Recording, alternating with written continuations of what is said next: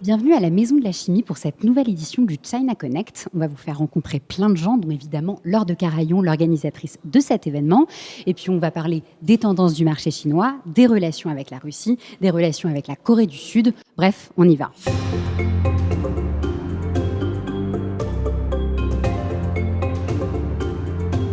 On y parle du digital et du mobile en Chine, on y parle des consommateurs chinois, on y parle de l'influence et de l'impact incroyable de cette révolution que le digital opère sur la façon de faire du business et sur la façon de consommer, parce que ça se passe en ligne et ça se passe de plus en plus sur les mobiles.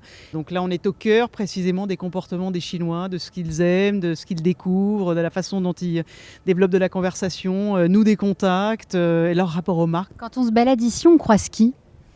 On croise des acteurs du e-commerce, on y parle de marques, que ce soit dans l'automobile, dans la mode, dans les cosmétiques, qui opèrent aujourd'hui en Chine depuis des années, qui sont très très reconnus pour certains de notre aide. Il y a, je pense, une marge de manœuvre qui est colossale quant à la possibilité de gens de faire connaissance et chacun de s'enrichir de ce qui se passe par ailleurs. Parce que c'est opaque quand même, malgré tout, et tout le monde est à la recherche de ce que peut faire un voisin, et c'est toujours bon à prendre. Je suis venue parler de l'influence de la Corée sur la communication en Chine. Les marques aujourd'hui surfent en quelque sorte sur la vague d'une poignée de célébrités coréennes et qui peut-être ne résonnent pas toujours au maximum avec leur identité propre. La K-pop, alors la musique, mais je dirais plutôt les séries télévisées qui ont un impact énorme en Chine. Toutes ces séries sont extrêmement éducatives pour les Chinois puisqu'elles leur apprennent en quelque sorte, c'est comme un petit guide pratique ou une petite leçon d'éducation à la mode et à la beauté. Dans les séries coréennes, les personnages, encore une fois, sont un juste intermédiaire entre une culture américaine et une culture asiatique, donc une plus grande réserve.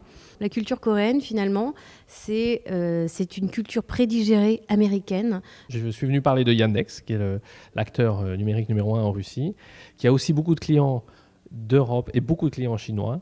Et en fait, c'est deux mondes qui se rencontrent dans lesquels nous avons beaucoup d'intérêts et beaucoup de connaissances communes. Les sociétés occidentales qui s'intéressent à la Chine, en général, s'intéressent aussi à la Russie. Et c'est celles qui ont fait le pas vraiment d'une vraie expansion internationale et d'aller dans les pays dits plus difficiles, mais en fait qui représentent un plus fort potentiel. Maintenant, ce qui est aussi intéressant ici, c'est que nous avons énormément de business chinois qui s'intéressent à la Russie et qui investissent en Russie. J'ai parlé ici des grandes tendances numériques en Chine. Il se passe beaucoup de choses en ce moment. Je pense que le marché est vraiment en train d'exploser, surtout le marché mobile, parce que nous avons la 4G maintenant et que le business est mobile. Je crois qu'en 2015, on va voir en Chine de plus en plus d'objets connectés avec des applications et des terminaux intelligents. What is the secret to succeed in your country? Le secret pour réussir, vous pouvez avoir une super techno ou même plein d'argent.